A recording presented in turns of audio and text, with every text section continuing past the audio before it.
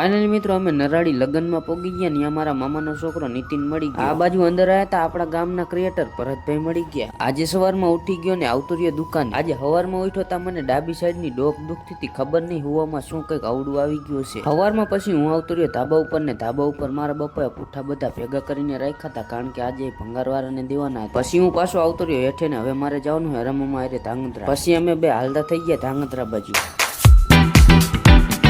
Finally મિત્રો અમે ધાંગધ્રા પોગી ગયા ને પેલા તો આવતા રહ્યા વાયરવાળાની દુકાને ને આ બાજુ આપડા ડોગેશભાઈ સ્વિમિંગ પુલમાં નાય છે. હું દુકાન અંદર આવતો રહ્યો ને રમવામાં જ્યાં સુધી વસ્તુ લેતા ત્યાં સુધી મેં દુકાનમાં આડાવરા આટા મારીને ટાઈમ પાસ કરી લીધો. ફાઇનલી મિત્રો હરામામાં બધી વસ્તુ લઈ લીધી અને અમે થઈ ગયા હાલતા ને પછી આવતા રહ્યા અમે વિમટો પીવા. હરામામાં મને મસ્ત મજાનો એક વિમટો પીવરાઈ દીધો ને પછી અમે થઈ ગયા હાલતા ઘર બાજુ. ફાઇનલી અમે ધાંગધ્રાથી ઘરે આવતા રહ્યા ને બપોર પછી ફરીવાર હું મસ્ત મજાનો નહીં એકદમ થઈ ગયો હું તૈયાર, કારણ કે હવે અમારે જવાનું હોય નરાડી લગ્નમાં. પછી હું આવતો રહ્યો હરામામાં ઘરે ને આ બાજુ આપણે શંકરસિંહ ઉભા છે. બાઇક લઈને અમે થઈ ગયા હાલતા નરાડી બાજુ ને વચમાં કુડા આવીને ઉભા રહી ગયા પાણીપુરી ખાવા. પાણીપુરી બનીને એકદમ રેડી થઈ ગઈ ને પાણીપુરી ખાઈને પાછા અમે થઈ ગયા હાલતા નરાડી બાજુ. ફાઇનલી મિત્રો અમે નરાડી લગ્નમાં પોગી ગયા ને અમારા મામાનો છોકરો નીતિન મળી ગયો. આ બાજુ અંદર આવ્યા હતા આપણા ગામના ક્રિએટર ભરતભાઈ મળી ગયા અને આ બાજુ દંતારો ખેંચવાનું મશીન પડ્યું એટલે દેશ વિદેશ થી અલગ અલગ માણસો આવ્યા હતા ને બધી મોટી ચર્ચા કરતા હતા.